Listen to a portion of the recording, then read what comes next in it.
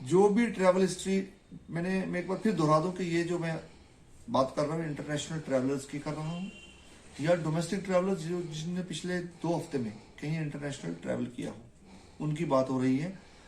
और कोई भी अगर ट्रैवल हिस्ट्री अपनी हाइड करेगा, उसके लिए एक तो लीगल पनिशमेंट है और दूसरा उस पर 20,000 का फाइन भी इम्पोज होगा। सर, आने वाले समय में जो मास्किंग नहीं हो रही है, काफी देखा जा रहा है ग्राउंड, अगर हम बात करें तो उनके लिए क्या एसटीएफ टाइप का स्क्वाड मार्केट्स में होगा या भीड़ भाड़ वाले इलाकों में रखे जाएंगे? बिल्कुल, देखिए कोविड प्रोटोकॉल के इन्फोर्समेंट के लिए जिस तरीके से इकदाम वक्तन फक्तन उठाए जाते हैं, वो सारे इकदाम तो फिर से उठाए जाएंगे। और मैं यूँ कहूँगा कि कहीं ना कहीं इंसानी फितरत ऐसी होती है कि हमें लगने लगता है कि आज शायद कोविड खत्म हो गया है, और उसी में जब पूरा समाज ढील बरतने लगता है तो वहीं मैं आपको फिर ये बात कहना चाहता हूँ और आपके जरिए मैं सबसे ये बात साझा करना चाहता हूँ कि जब जब हमें लगता है कि अब कोविड खत्म हो गया है, कोरोना वायरस यहाँ से भाग गया है, तभी ये वायरस वापस आके अटैक करता है। इस बात का हमें खास ख्याल रखना है। ये वायरस बहुत धोखेबाज वायरस है।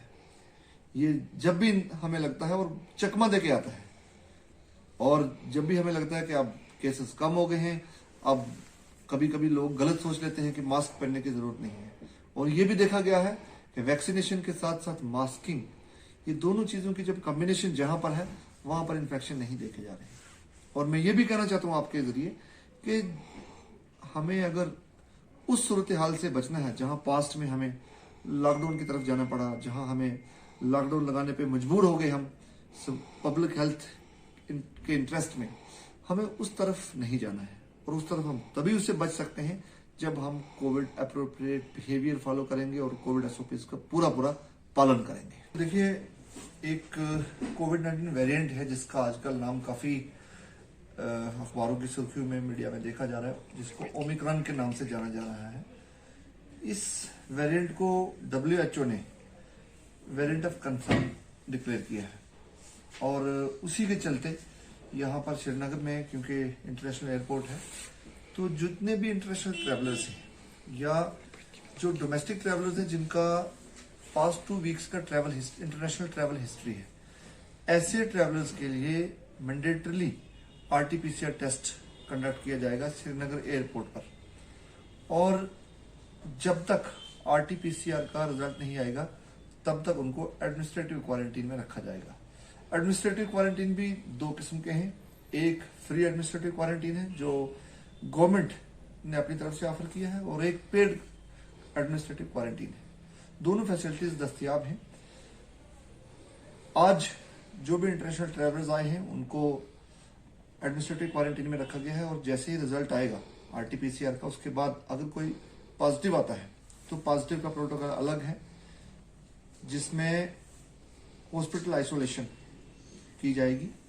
जो DRDO हमारा हॉस्पिटल है, DRDO खन्मू में जो हॉस्पिटल सेटअप किया गया है स्पेशली कोविड के लिए, और जो नेगेटिव आएंगे, नेगेटिव के लिए मैं ये पढ़ के सुना देता हूँ। इफ नेगेटिव, क्योंकि पॉजिटिव का तो क्लियर है, लेकिन नेगेटिव का मतलब ये नहीं है कि बिल्कुल छुट्टी है, उसका भी सुन लें। If negative, they shall be put on home quarantine और hotel quarantine in case of tourists for 7 days, during which they shall be monitored by the respective chief medical officers.